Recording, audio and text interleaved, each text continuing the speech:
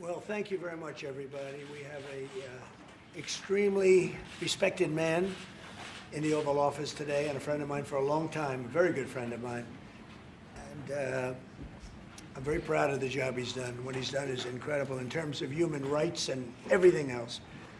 And he's the Crown Prince, the future king, and I just want to pay my greatest respect to your father, King, who is an amazing man. I met him early on. He greeted me at the airport at an age that was pretty high up there, and it was about 117 degrees, and he was standing on the red carpet as I came out of the plane. And he's amazing. And when I met his brilliant son, it was at the Oval Office. Shortly thereafter, you came in representing the country, and I called the father. I said, "This guy is fantastic." And I don't know if that helped you or hurt you, but obviously it couldn't have hurt too much, because here you are, right? So we had a great meeting, and the office has changed quite a bit, and we inherited a mess. You actually told me you thought the country was in big trouble. I'm not going to use the exact word that you use. I refuse to say that you thought our country was dead a year and a half, 2 years ago, but our country was in trouble, and now we have the hottest country in the world. You said that also. And we do. We have the United States is right now the hottest country in the world. And between the tariffs and the election, November 5th election, we've done things that nobody can believe. $21 trillion will be the amount invested in the United States or committed to invest in 1 year. So I'm here 9 months. We're up to almost $18 trillion. Biden, as an example, the Biden administration, if you call it that, it's not, to me, it was the Biden lack of administration. They were less than $1 trillion for 4 years. We're going to be $21 trillion for 1 year. I think that's hard to believe.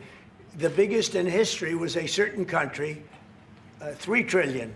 We're going to be $21 trillion. On top of that, prices are coming down. We inherited a mess with high prices. The worst inflation in the history of our country. We had inflation that was a single 4 years, the worst inflation in the history of the United States. Gas prices through the roof, and that's after destroying our petroleum reserve, which was meant for wars and big emergencies, not to try and win an election. They opened up the reserve so that people get $3 less in gasoline, and it didn't work. They got about 3 cents less, because as big as those reserves are, they're peanuts when you're talking about that kind of traffic. And we're rebuilding the reserves. We're doing all of this, and we've done a job. We're also bringing down prices very substantially, and we've already brought them down very, very substantially. Gasoline is way down. I think you'll be seeing $2 gasoline, but we're now at $2.50, $2.45. Some are lower than that. It was $4.50, $5, $6, $3.50, $3.75. Under Biden, all different numbers, but way high. And we have energy way down.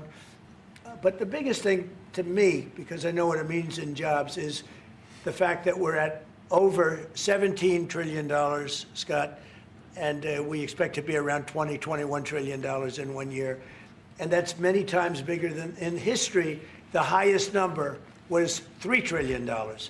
And we're going to be at $21 trillion. That means new plants, new AI, new auto plants. We have auto plants coming in from Canada, from Mexico, from Germany, from Japan. Toyota just agreed to invest $10 billion on new auto plants, all American workers. We've never been in a position like this. You can go back to the beginning. Our country has never been in a position like this. And it really is because of the fact that we use tariffs to bring all this money in. And you're going to see the results in a year when these plants start to open up. We have more plants under construction now than at any time in the history of our country. And these are big plants. These are the biggest plants anywhere in the world.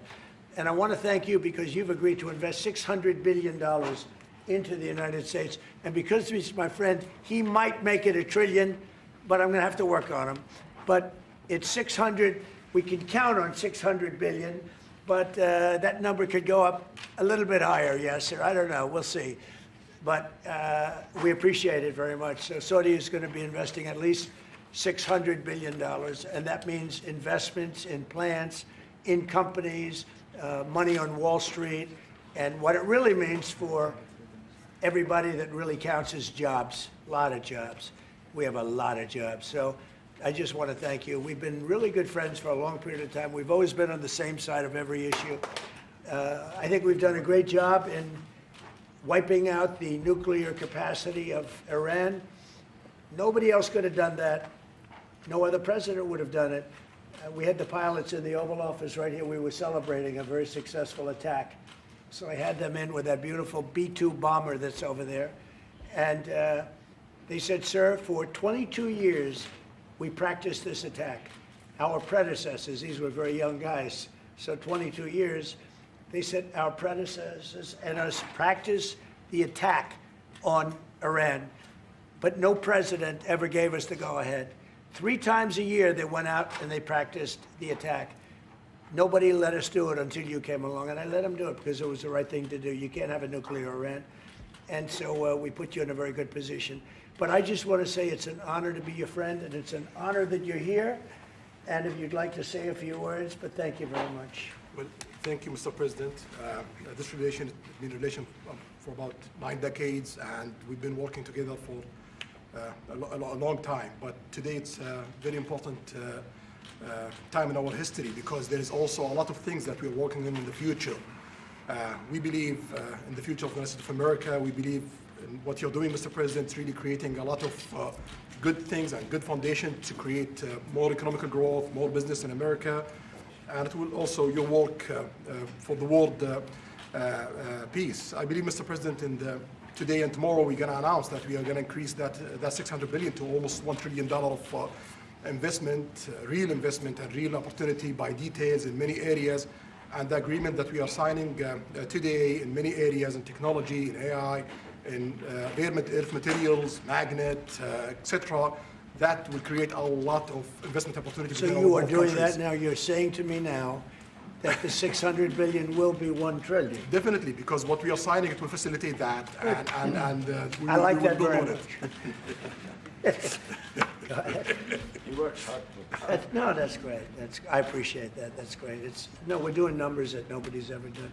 And in all fairness, if you didn't see potential in the U.S., you wouldn't be doing that. Definitely. You don't want to lose money. As you said, Mr. President, it's the most hottest country in the planet. But what you're creating is not about opportunity today. It's about also long-term opportunity in the United States of America that will affect American economy positively in the next coming decades. Preparing the right foundation of emerging technologies, that's a game changer for America in a good way, and we want to be part of it. Yeah, we're doing really well. And this, you don't see what we're doing so much because we have, although the construction industry sees it. If you look at Caterpillar, who's been incredible, the tractors, everything else, the numbers that we're doing in construction are unbelievable.